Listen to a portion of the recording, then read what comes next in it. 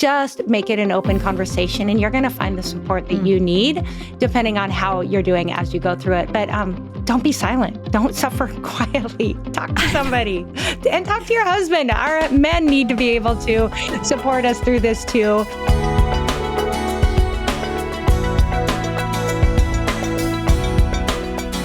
I want us to get a little practical again and kind of shifting gears back over to moms and this phase that they, like this 10 to 15 year thing called perimenopause. Right. Again, I had no idea just how long it hit. Yes. But are there some strategic things we can be doing? I know we talked about exercise being one, but are there any other things that you found helpful during this season and that are kind of things to add into our daily to-dos to be helping us to be at our healthiest? Yes.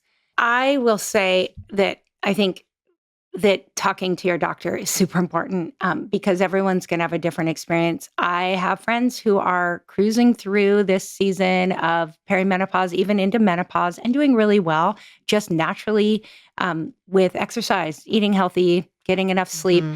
But I also have a lot of friends who are using hormone replacement therapy.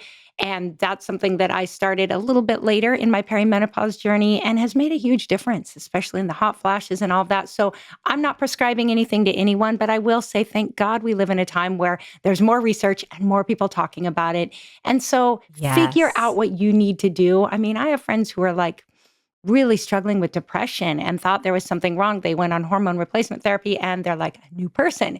So whatever you need to do, talk to somebody. I'd say seek help for your symptoms. But in addition to that, I know you and I both love to exercise. And so, yes, we're all kind of lifting heavier weights, wearing the weighted vest, trying to keep, we lose muscle mass at such a high rate going into our 50s and beyond. And so trying to take care of the muscle, eating a little more protein. You and I talked about eating some healthier fats to just help support the hormones.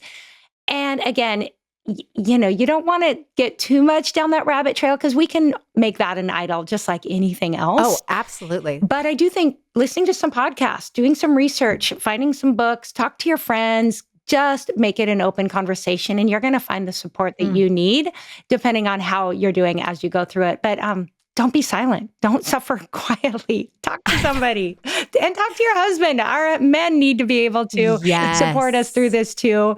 And so I think just the more conversations you have, the healthier you're going to be going through it.